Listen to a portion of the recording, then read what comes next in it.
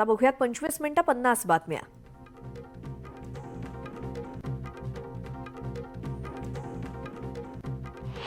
शिर्डीतील साईबाबांच्या मूर्तीचं 3D scanning केलं जाणार आहे. यासाठी साई दर्शन व्यवस्थेत बदल करण्यात आलाय.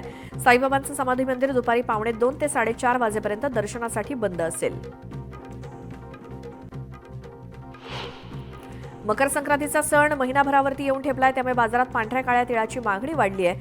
मात्र किरकोळ बाजारात तिळाचे दर हे 170 ते 175 रुपये प्रति किलोवरती पोहोचलेत आणि तिळाच्या वाढत्या दराच्या किमतीनं मकर संक्रांतीचा गोडवा हिरावला जाणार आहे.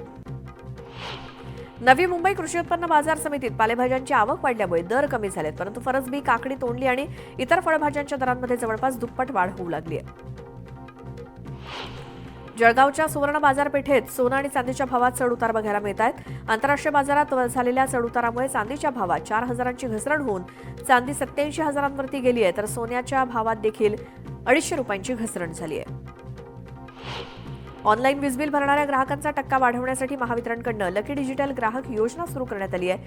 योजनेसाठी 31 मार्च नंतर सलग 3 वेळा ऑनलाईन बिल भरणा करणारे सर्व ग्राहक पात्र ठरणार आहेत. दिल्लीमध्ये 21 ते 23 फेब्रुवारी दरम्यान 98वं अखिल भारतीय मराठी साहित्य संमेलन पार पडणार आहे. या साहित्य संमेलनाचं उद्घाटन पंतप्रधान नरेंद्र मोदी यांच्या हस्ते होण्याची शक्यता असल्याची माहिती शरद पवार यांनी गुरुवारी दिली.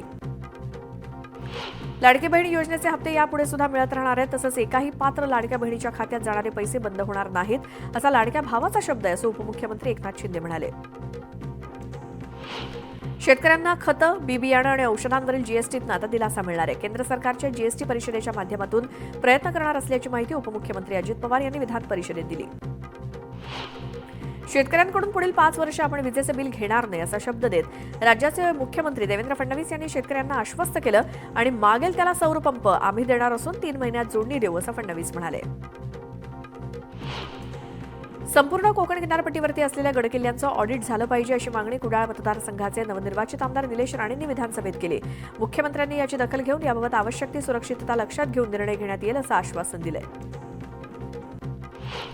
भारतीय हवाई दलानं अग्निवीर वायू 2025 भरतीची अधिसूचना जारी केली आहे. अर्ज प्रक्रिया 7 जानेवारी 2025 ते 27 जानेवारी 2025 पर्यंत होणार आहे. उमेदवार विज्ञान शाखेतील आणि 12वी मध्ये किमान 50% गुण मिळवलेला हवा. रेल्वे प्रवाशांचा प्रवास आरामदायी करण्यासाठी भारतानं तयार केलेली वंदे भारत ट्रेन प्रचंड गाजली, तर देशामध्ये आणखी 10 वंदे भारत स्लीपर कोचची निर्मिती सुरू होणार आहे. 200 वंदे भारत एक्सप्रेसचं टेंडर विविध टेक्नॉलॉजी आणि पार्टनरना देण्यात आल्याचं रेल्वेमंत्री अश्विनी वैष्णव यांनी लोकसभेत सांगितलं. केंद्र सरकारनं कांदा निर्यातीवरती लावलेलं 20% शुल्क तातडीनं रद्द करण्याची मागणी उपमुख्यमंत्री अजित पवारांनी केली. नाशिकसोबतच राज्यातील शेतकऱ्यांना त्यांचा लाल कांदा श्रीलंकेसोबतच परदेशामध्ये निर्यात करता आला पाहिजे, असं अजित पवारांनी पत्रात म्हटलंय. नव्या वर्षात पुन्हा एकदा महागाईचा भडका उडणार आहे. सर्व आघाडीच्या कंपन्यांनी उत्पादन वाढ आणि कस्टम ड्युटीची भरपाई करण्यासाठी वस्तूंच्या किमती वाढवण्यास सुरुवात केली आणि या निर्णयामुळे नवीन वर्षात चहा पावडर, तेल, साबणापासूनच क्रीमपर्यंतच्या किमतीमध्ये 5 ते 20% वाढ होण्याची शक्यता आहे.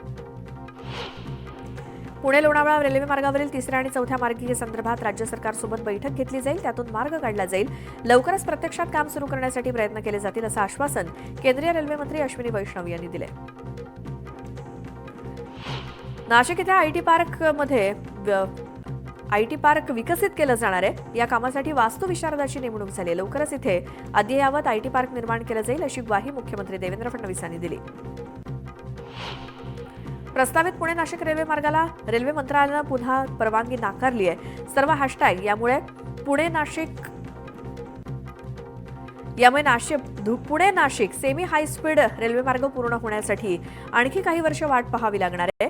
या मार्गाचा नव्यानं डिटेल प्रोजेक्ट रिपोर्ट बनवला जाणार आहे. राज्य सरकारनं कृषी उत्पन्न बाजार समित्यांच्या सेसमध्ये किमान तिप्पट आणि कमाल दुप्पट अशी वाढ केली. त्यामुळे किमान सेस 25 पैशांवरनं 75 पैसे आणि कमाल सेस 50 पैशांवरनं 1 रुपया करण्यात आलाय.